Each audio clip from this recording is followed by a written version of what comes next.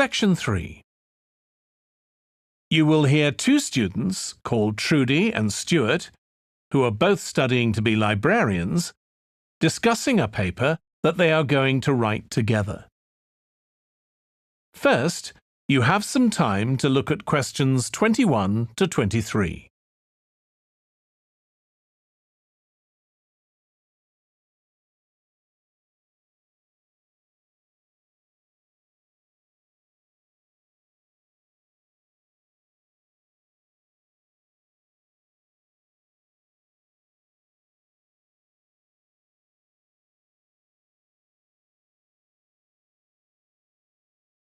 Now listen carefully and answer questions 21 to 23. OK, Stuart, we need to start planning our paper on public libraries. Have you thought of an angle yet? Well, there's so much we could look into. How libraries have changed over the centuries, for instance, or how different countries organise them. What do you think, Trudy? Maybe we should concentrate on this country and try and relate the changes in libraries to external developments, like the fact that far more people can read than a century ago, and that the local population may speak lots of different languages. We could include something about changes in the source of funding too. Yes, but remember we're only supposed to write a short paper, so it's probably best if we don't go into funding in any detail. Right. Well, shall we just brainstorm a few ideas to get started? OK.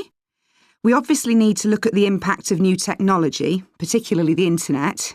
Now that lots of books have been digitalised, people can access them from their own computers at home. And if everyone did that, libraries would be obsolete. Yes. But the digitalised books that are available online for free are mostly out of copyright, aren't they? And copyright in this country lasts for 70 years after the author dies. So you won't find the latest bestseller or up-to-date information. That's an important point. Anyway, I find it hard to concentrate when I'm reading a long text on a screen. I'd much rather read a physical book. And it takes longer to read on a screen. Oh, I prefer it. I suppose it's just a personal preference. I expect the libraries will go on evolving in the next few years. Some have already become centres where community activities take place, like local clubs meeting there. I think that'll become even more common. I'd like to think so.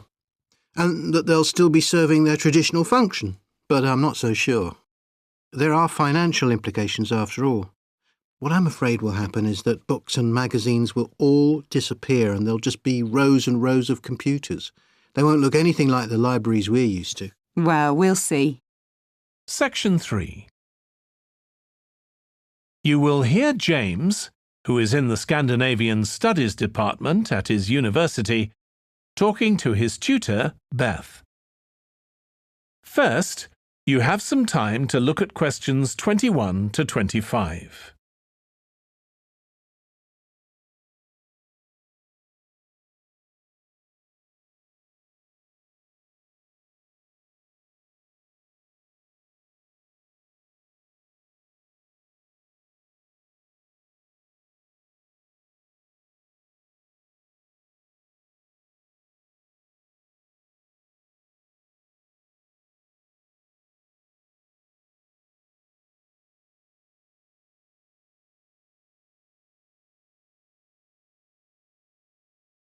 Now listen carefully and answer questions 21 to 25.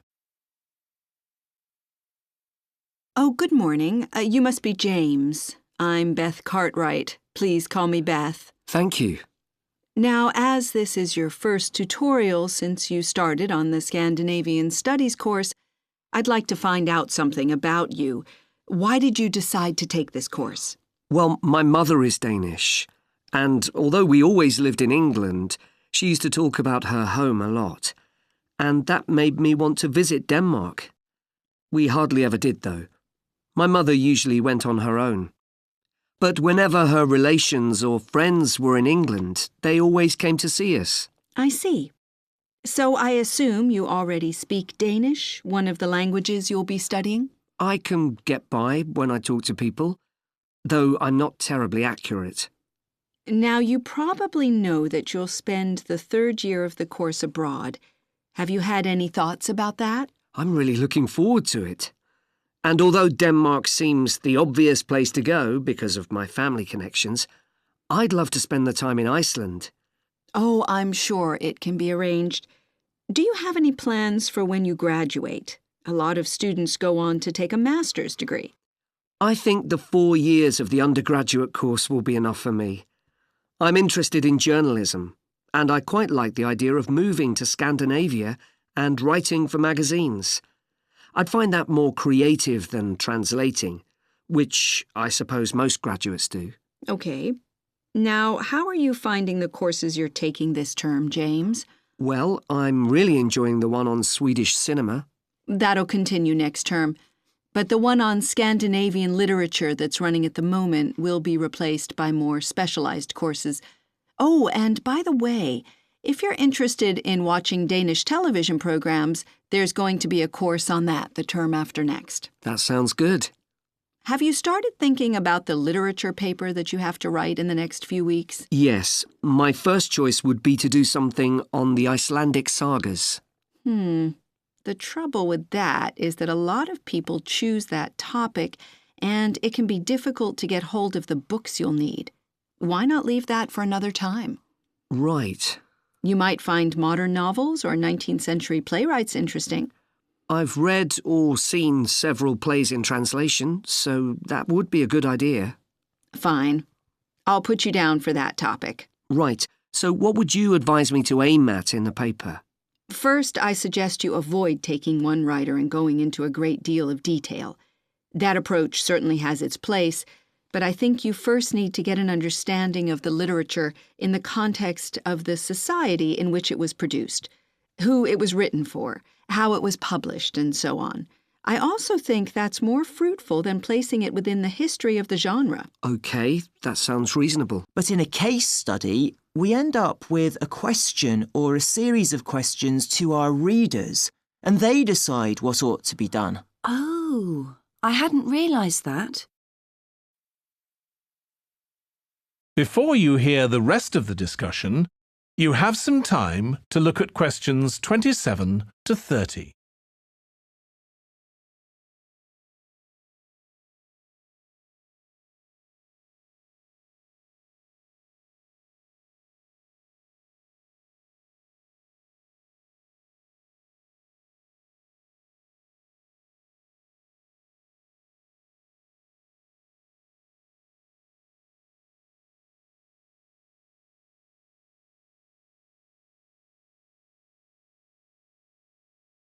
Now listen and answer questions 27 to 30. So, basically, the problem we're addressing in our case study of the 𝗜𝗘𝗟𝗧𝗦 site is why so few tourists are visiting it. And we'll find out more from our interviews, but I did find one report on the internet that suggested that one reason might be because, as far as transport goes, access is difficult. I read that too, but that report was actually written 10 years ago when the road there was really bad, but that's been improved now. And I think there's plenty of fascinating stuff there for a really good day out, but you'd never realise it from the castle website. Maybe that's the problem. Yes, it's really dry and boring. I read somewhere a suggestion that what the castle needs is a visitor centre. So we could have a look for some information about that on the internet. What would we need to know? Well, who'd use it for a start? It'd be good to know what categories the visitors fell into too, like school parties or retired people. But I think we'd have to talk to staff to get that information. OK, and as we're thinking of suggesting a visitor centre, we'd also have to look at potential problems. I mean, obviously it wouldn't be cheap to set up. No, but it could be a really good investment. And as it's on a historical site, it'd need to get special planning permission, I expect. That might be hard. Right, especially as the only possible place for it would be at the entrance, and that's right in front of the castle. But it could be a good thing for the town of Horton. At present, it's a bit of a ghost town. Once they've left school and got any skills or qualifications, the young people all get out as fast as they can to get jobs in the city, and the only people left are children and those who've retired. Right. Something else we could investigate would be the potential damage that tourists might cause to the castle site. I mean, their environmental impact. At present, the tourists can just wander around wherever they want. But if numbers increase, there might have to be some restrictions, like sticking to marked ways. And there'd need to be guides and wardens around to make sure these are enforced. Yes, we could look at that too. OK, well, we've certainly managed... That is the end of section 3. You now have half a minute to check your answers. Section 3. You will hear a student called Russ consulting his tutor about a presentation he is preparing on nanotechnology, the study of materials on an extremely small scale. First, you have some time to look at questions 21 to 25.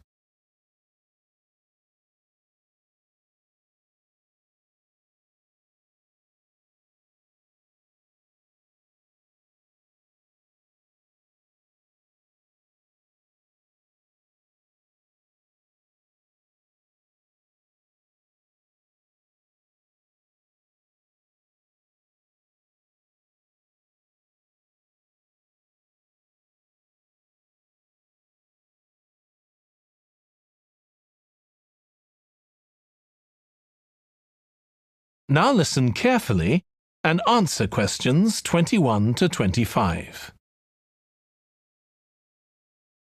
Come in, Russ. Thank you. Now, you wanted to consult me about your class presentation on nanotechnology. You were due to give it next week, aren't you? That's right, and I'm really struggling. I chose the topic because I didn't know much about it and wanted to learn more, but now I've read so much about it, in a way there's too much to say. I could talk for much longer than the 20 minutes I've been allocated. Should I assume the other students don't know much and give them a kind of general introduction, or should I try and make them share my fascination with a particular aspect? You could do either, but you'll need to have it clear in your own mind. Then I think I'll give an overview. OK.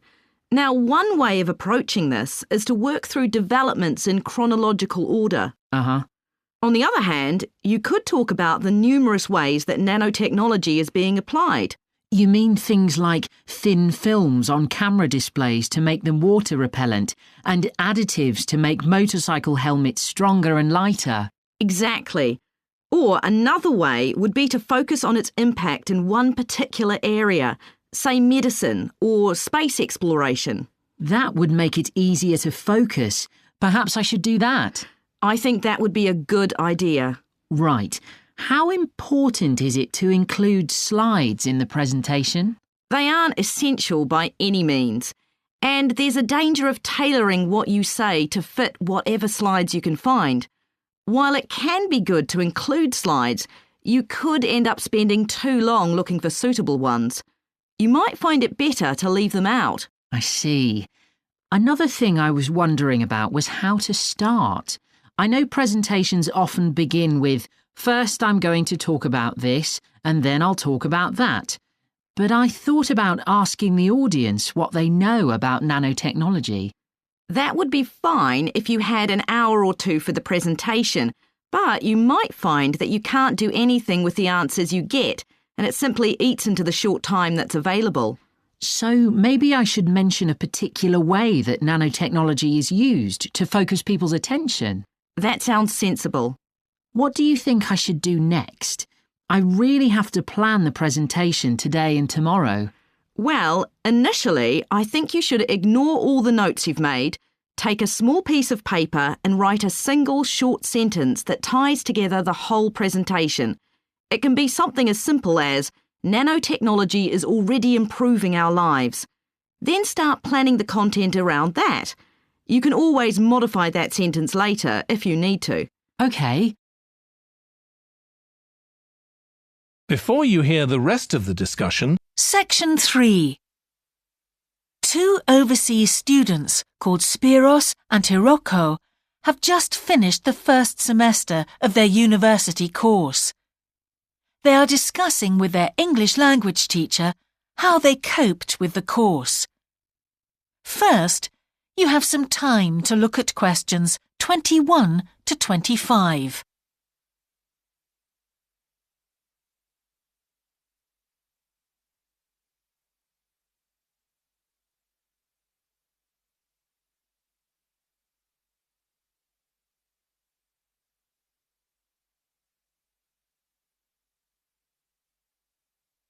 Now listen carefully and answer questions 21 to 25. Before we start, 𝗟𝗚𝗧𝗦 and 𝗟𝗚𝗚𝗚, thanks for coming in today to talk about your recent study experiences, and congratulations to you both in doing so well in your first semester exams. Thank you. I'd like to discuss with you the value of the English for Academic Purposes course you did here last year before starting your university course. 𝗟𝗚𝗧, if I could start with you, what parts of the program have now proved to be particularly valuable to you? I think that having to do a seminar presentation really helped me. For example, a couple of weeks ago in our marketing subject, when it was my turn to give a presentation, I felt quite confident. Of course, I was still nervous, but because I had done one before, I knew what to expect. Also, I know I was well prepared, and I had practiced my timing. In fact, I think that in relation to some of the other people in my group, I did quite a good job, because my overall style was quite professional. What about you, 𝗟𝗚𝗚𝗚? That's interesting. In my group, I was really surprised by the way the students did their presentations. They just read their notes aloud. Can you believe that? They didn't worry about their presentation style or keeping eye contact with their audience. And I remember that these things were really stressed to us in the course here. So, how did you approach your presentation, 𝗟𝗚𝗚𝗚? Well, to speak frankly, I read my notes too. At the time, it was a relief to do it this way, but actually when I had finished, I didn't feel any real sense of satisfaction. I didn't feel positive about the experience at all. That's a pity. You know, although I was pleased with my presentation, I am not so pleased with my actual performance right now in the tutorials. During the whole semester, I've not said anything in our tutorial discussions. Not a word. Really, 𝗟𝗚𝗚𝗧𝗦? Why's that? Do the other students talk too much? It's partly that, but it's mostly because I have had no confidence to speak out. Their style of speaking is so different. It's not the style we were used to during the course. They use so many colloquialisms. They're not very polite, and sometimes there seems to be no order in their discussion. Also, they are very familiar with each other, so because they know each other's habits, they can let each other into the discussion. You're right, 𝗟𝗚𝗚𝗧𝗏. I've experienced that too. Before you hear the rest of the conversation, you have some time to look at questions 26 to 30.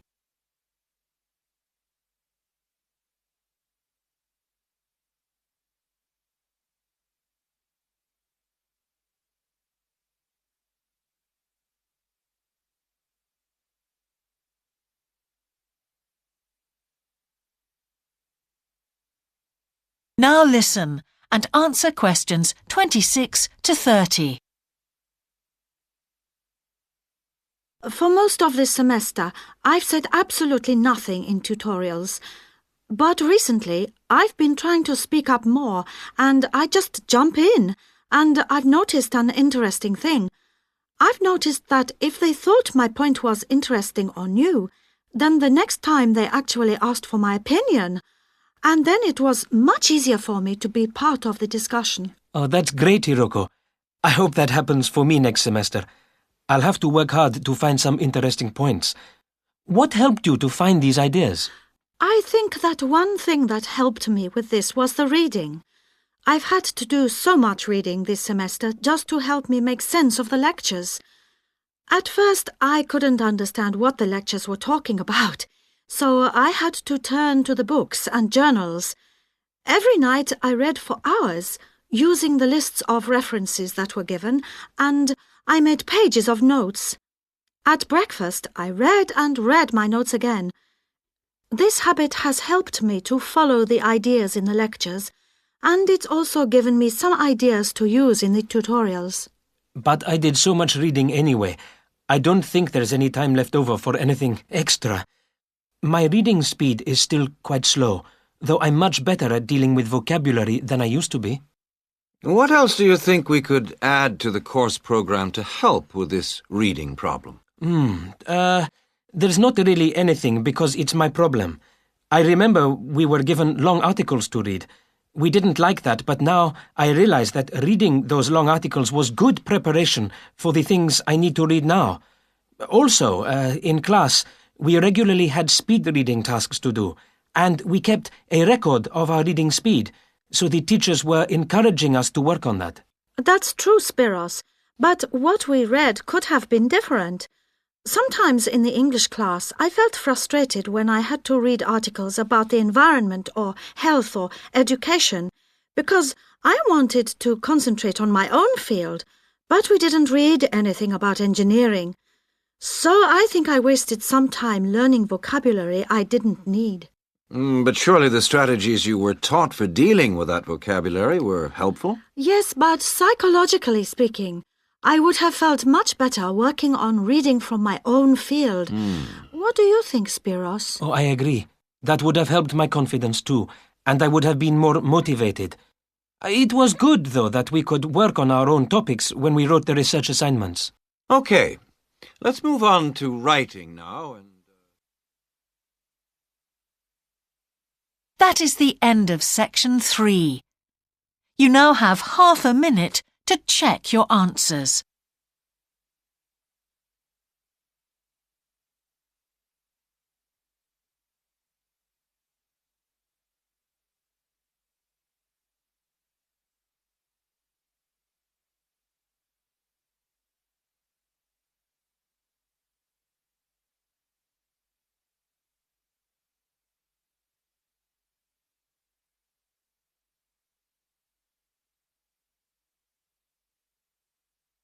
Now turn to section 4. Part 3. You will hear 2 urban planning students discussing bike-sharing schemes in different cities. First, you have some time to look at questions 21 to 24.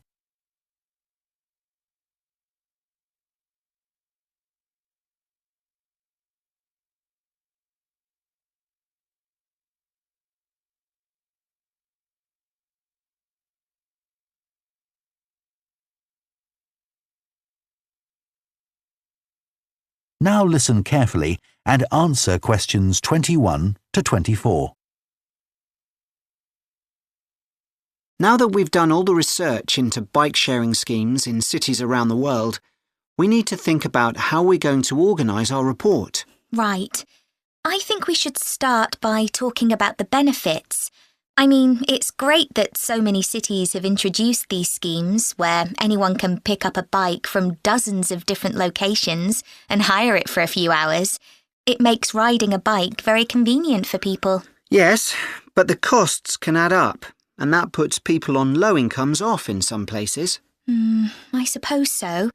But if it means more people in general are cycling rather than driving, then because they're increasing the amount of physical activity they do, it's good for their health. OK, but isn't that of less importance?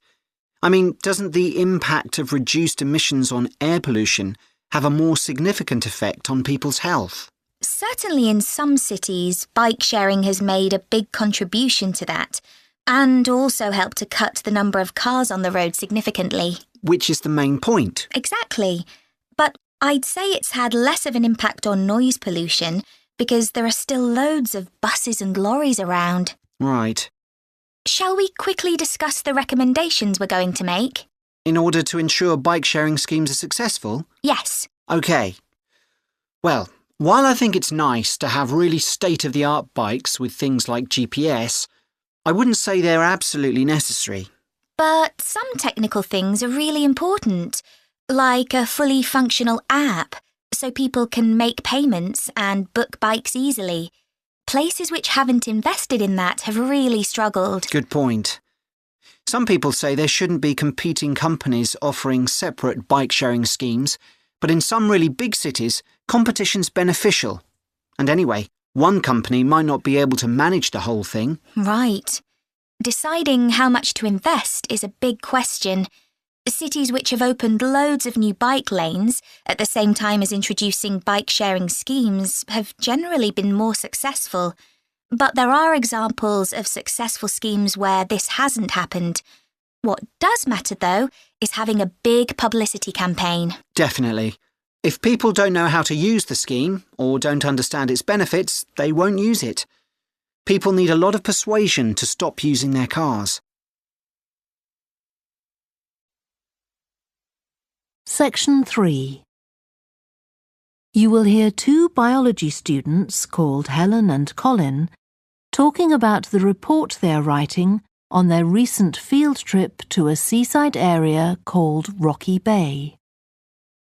First, you have some time to look at questions 21 to 26.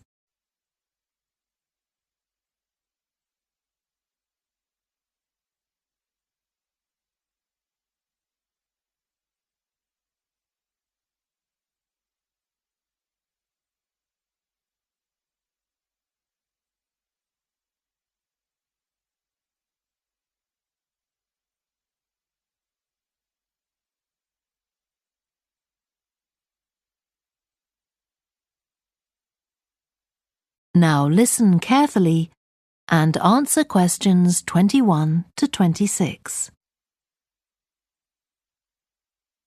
I've brought my notes on our biology field trip to Rocky Bay, Colin, so we can work on our report on the research we did together.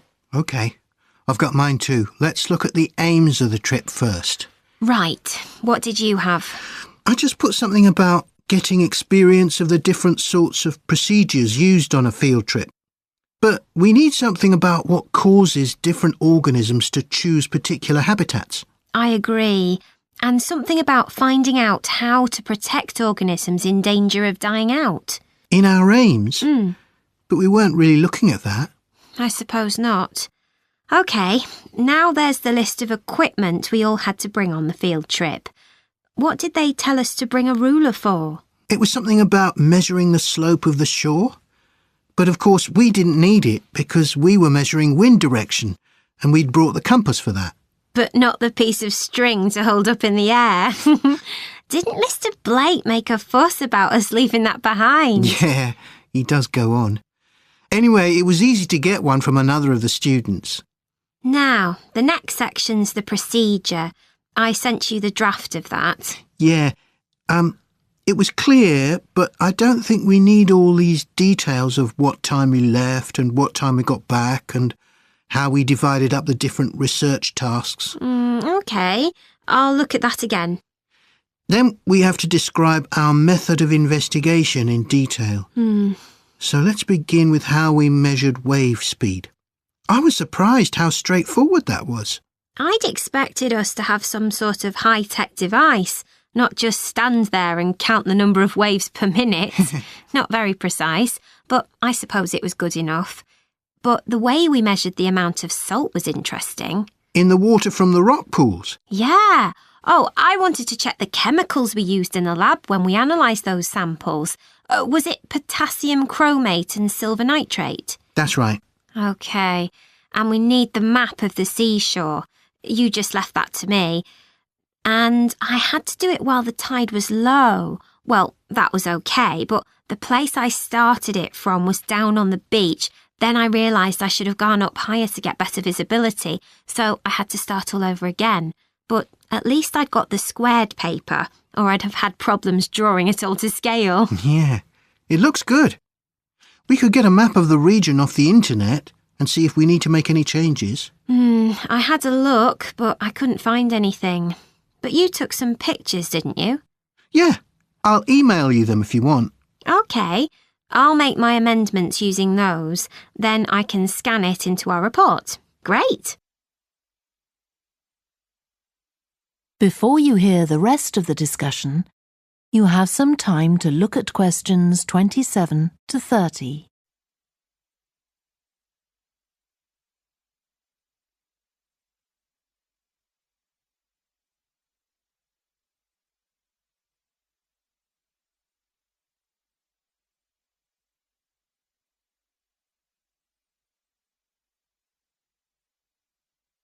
Now listen and answer questions 27 to 30.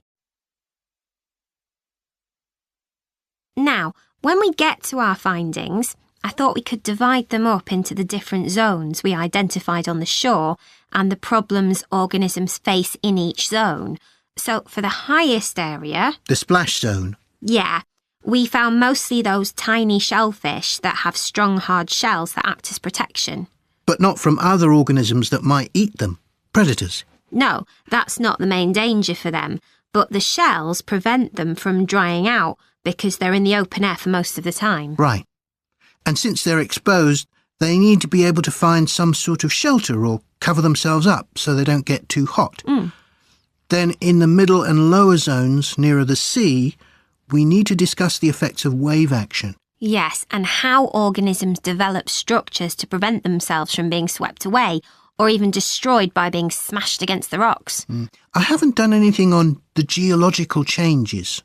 I don't know what to put for that. No, we weren't concentrating on that. Maybe we need to find some websites. Good idea. I've got the lecture notes from Mr. Blake's geology course, but they're too general. But we could ask him which books on our reading list might be most helpful. Right. OK. Now, I did a draft of the section of sources of possible error in our research, but I don't know if you agree. For example, the size of the sample and whether it's big enough to make any general conclusions from. But I thought actually we did have quite a big sample. We did. And our general method of observation seemed quite reliable. But we might not be all that accurate as far as the actual numbers go. Yeah, we might have missed some organisms, if they were hiding under a rock, for example. I wasn't sure about the way we described their habitats. I decided it was probably OK. Yeah, and the descriptions we gave of the smaller organisms, they weren't very detailed, but they were adequate in this context. I'm not sure we identified all the species correctly, though. OK. We'd better mention that. Now, how are we going to... That is the end of section 3. You now have half a minute to check your answers.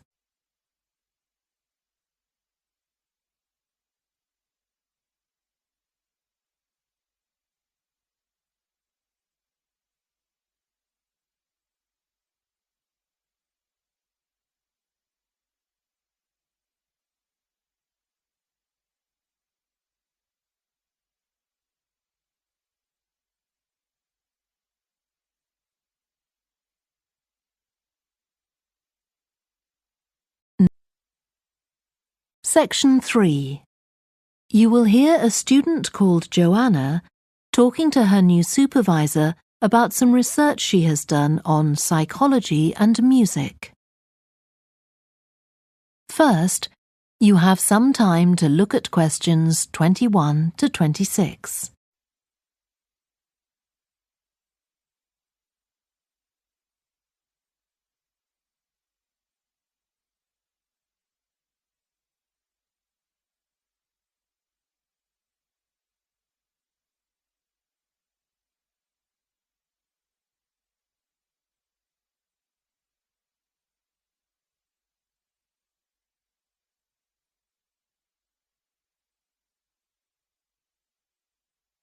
Now listen carefully and answer questions 21 to 26. Hi, Joanna. Good to meet you. Now, before we discuss your new research project, I'd like to hear something about the psychology study you did last year for your master's degree. So, how did you choose your subjects for that? Well, I had 6 subjects, all professional musicians and all female. 3 were violinists and there was also a cello player and a pianist and a flute player. They were all very highly regarded in the music world, and they'd done quite extensive tours in different continents, and quite a few had won prizes and competitions as well. And they were quite young, weren't they? Yes, between 25 and 29. The mean was 27.8. I wasn't specifically looking for artists who'd produced recordings, but this is something that's just taken for granted these days, and they all had. Right. Now, you collected your data through telephone interviews, didn't you? Yes. I realised if I was going to interview leading musicians, it'd only be possible over the phone because they're so busy. I recorded them using a telephone recording adapter. I'd been worried about the quality, but it worked out all right. I managed at least a 30-minute interview with each subject, sometimes longer. Did doing it on the phone make it more stressful? I'd thought it might. It was all quite informal, though, and in fact they seemed very keen to talk. And I don't think using the phone meant I got less rich data. Rather the opposite, in fact. Interesting. And you were looking at how performers dress for concert performances? That's right. My research investigated the way players see their role as a musician and how this is linked to the type of clothing they decide to wear. But that focus didn't emerge immediately. When I started, I was more interested in trying to investigate the impact of what was worn on those listening, and also whether someone like a violinist might adopt a different style of clothing from, say, someone playing the flute or the trumpet. It's interesting that the choice of dress is up to the individual, isn't it? Yes, you'd expect there to be rules about it in orchestras, but that's quite rare. Before you hear the rest of the discussion, you have some time to look at questions 27 to 30.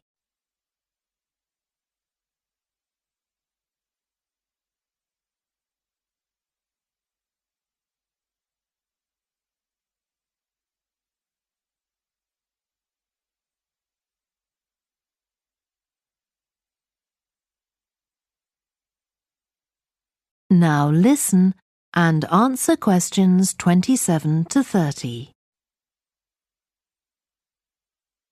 You only had women performers in your study. Was that because male musicians are less worried about fashion? I think a lot of the men are very much influenced by fashion, but in social terms, the choices they have are more limited. They'd really upset audiences if they strayed away from quite narrow boundaries. Now, popular music has quite different expectations. Did you read Mike Frost's article about the dress of women performers in popular music? No. Well, he points out that a lot of female singers and musicians in popular music tend to dress down in performances and wear less feminine clothes, like jeans instead of skirts. And he suggests this is because otherwise they'd just be discounted as trivial. But you could argue they're just wearing what's practical. I mean, a pop music concert is usually a pretty energetic affair. Yes, he doesn't make that point, but I think you're probably right. I was interested by the effect of the audience at a musical performance when it came to the choice of dress. The subjects I interviewed felt this was really important. It's all to do with what we understand by performance as a public event. They believed the audience had certain expectations, and it was up to them as performers to fulfil these expectations, to show a kind of esteem. They weren't afraid of looking as if they'd made an effort to look good. I think in the past, the audience would have had those expectations of one another too, but that's not really the case now. Not in the UK, anyway. No. And I also got interested in what sports scientists are doing too, with regard to clothing. Musicians are quite vulnerable physically, aren't they? Because the movements they carry out are very intensive and repetitive. So I'd imagine some features of sports clothing could safeguard the players from the potentially dangerous effects of this sort of thing. Yes, but musicians don't really consider it. They avoid clothing that obviously restricts their movements, but that's as far as they go. Anyway, coming back to your own research, do you have any idea where you're going from here? I was thinking of doing a study using an audience, including... That is the end of section 3. You now have half a minute to check your answers.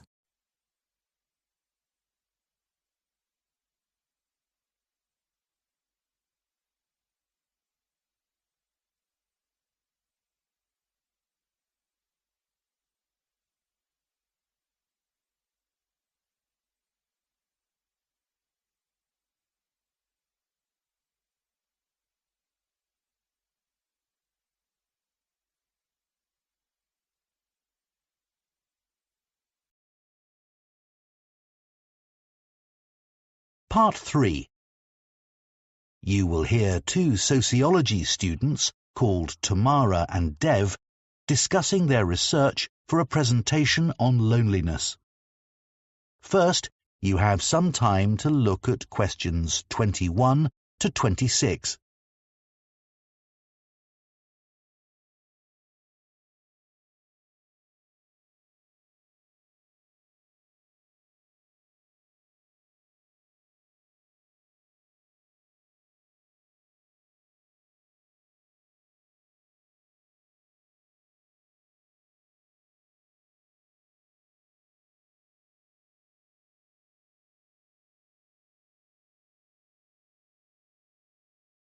Now listen carefully and answer questions 21 to 26.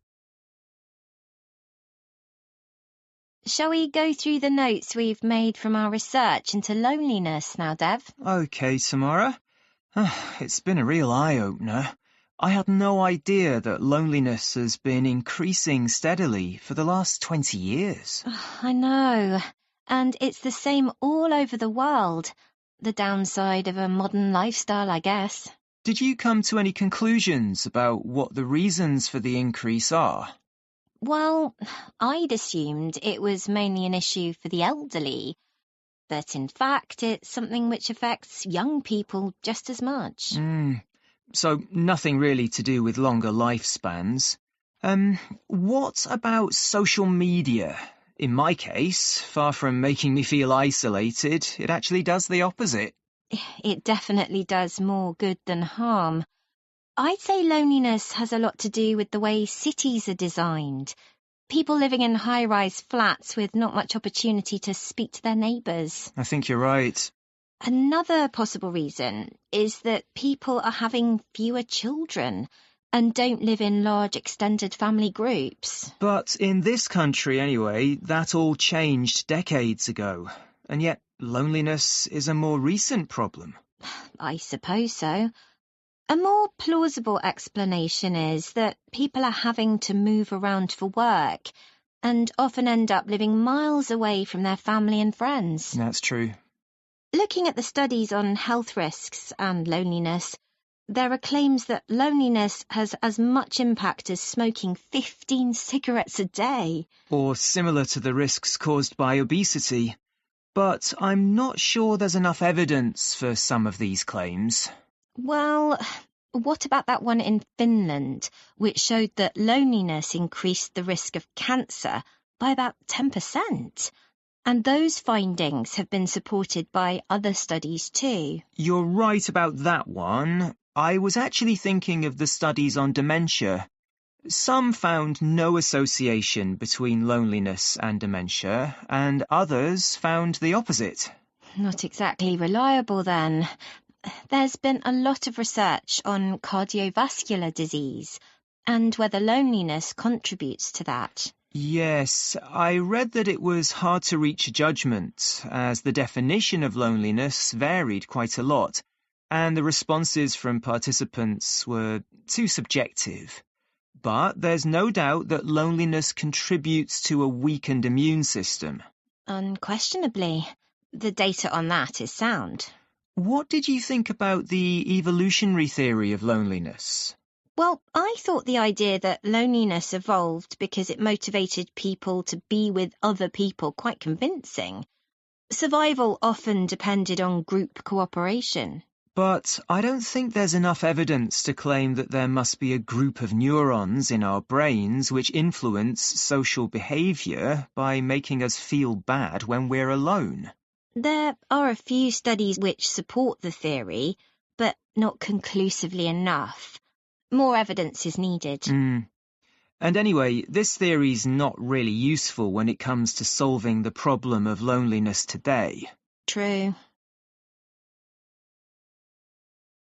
Before you hear the rest of the discussion, you have some time to look at questions 27 to 30.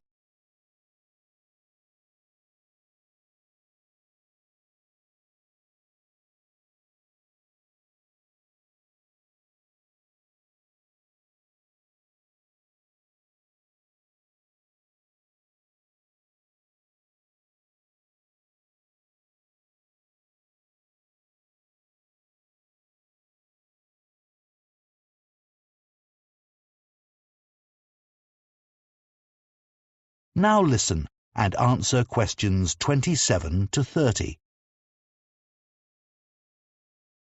Should we look at the relationship between loneliness and mental health now? Okay. So, loneliness and depression are clearly related, and that's been recognised by various governments around the world.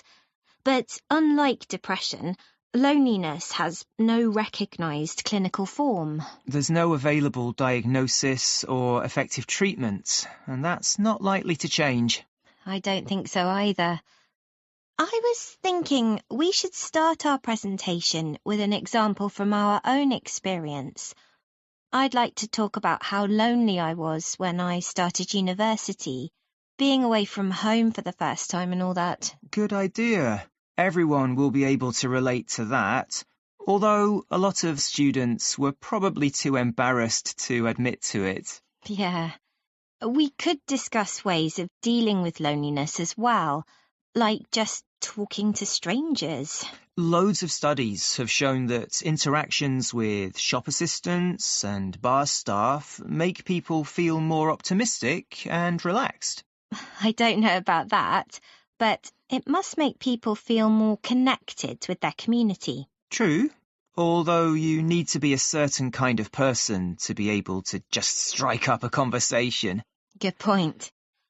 We should say something about solitude and how being alone and being lonely aren't the same thing. It's strange the way some people can't stand being by themselves while others love it. Yeah, the research shows a certain amount of solitude is beneficial for well-being, which I appreciate. But being alone isn't something I actually like. I'd never choose to go on holiday alone, for example. Me neither. Well, let's not... That is the end of part 3. You now have 30 seconds to check your answers to part 3.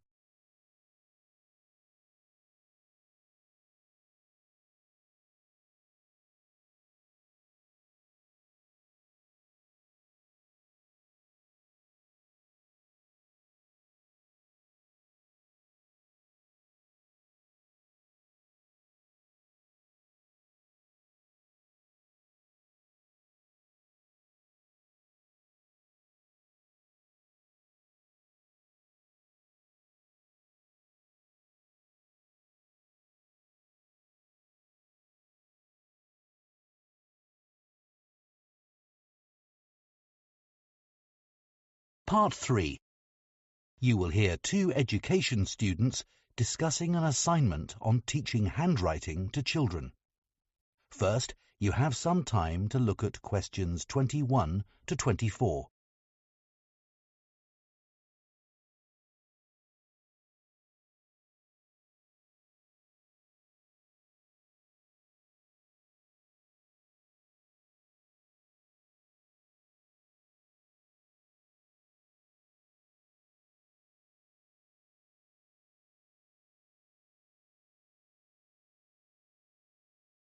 Now listen carefully and answer questions 21 to 24. How are you getting on with the assignment on handwriting? Not too bad. You know, I hadn't realised that children benefit in so many ways from learning to write. It's such an important skill, and yet most people think handwriting is less important than in the past because people hardly ever write by hand these days. Yes, and all the evidence suggests children should learn to write by hand before they learn to type, not least because it helps their memory. That's right. The physical act of writing helps children to remember letters. That seems pretty obvious when you think about it. What's less obvious is how it helps develop their concentration. They have to sit still and focus on one thing. Yeah, that aspect of handwriting had never occurred to me before. Same here. I'm not sure I understand how it improves children's imagination, though. Well, there was that study which showed that primary-age children generated more ideas when they were writing by hand than using a keyboard. I would have guessed that would be the case. Yeah. I'd never associated spatial awareness with handwriting either. I thought spatial awareness was more to do with knowing where you are in relation to objects or other people. I thought that too. But good spatial awareness is essential for writing because you have to space words correctly. It's not just fine motor skills that improve through writing, as I'd always assumed. Handwriting is so much harder for children with dyspraxia, who have problems coordinating movement. It's good there are lots of things you can do in the classroom to help them.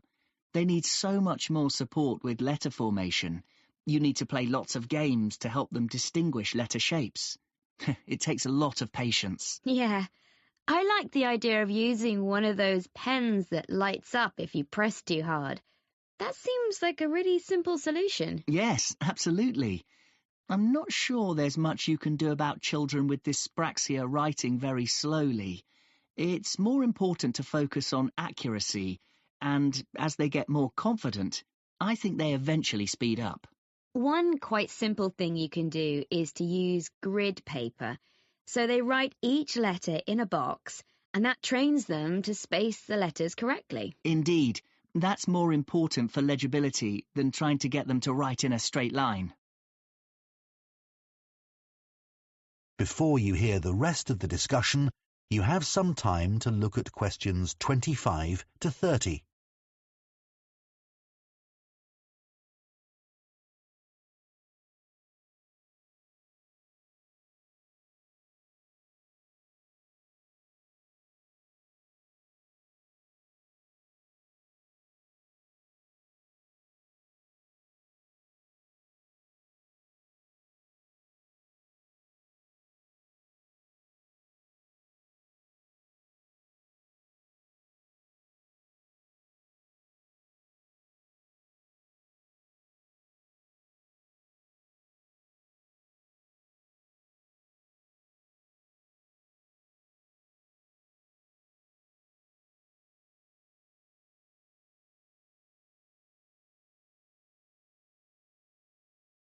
Now listen and answer questions 25 to 30. For some children, it might be better to teach them to write on a laptop rather than by hand, like children with dyslexia. They often really struggle with handwriting, and some just give up. Yeah, it's not as frustrating for them if they get things wrong. On a keyboard, they can be more willing to have a go. But I read that developing fluency isn't any faster. That's right. Did you read that article on the benefits of teaching print rather than cursive handwriting, where the letters are joined up? Yes. Well, in the past, cursive writing was certainly considered more stylish and educated, but not anymore. Teachers' attitudes have changed because it's been proved that cursive is more difficult to learn, especially for children with learning difficulties who find joining up letters really challenging. I agree. I was always worried that my poor handwriting affected my exam results, and now research shows that I was right to worry. I'm sure a lot of students think it's unfair that they're being judged on their handwriting, not just their knowledge. Marks are definitely affected if examiners can't read the script. That's why it's always been so important to teach children to write legibly. Do you think the role of handwriting will change in the future? I can't see that changing much. Touch typing still isn't taught in most schools, which is a shame.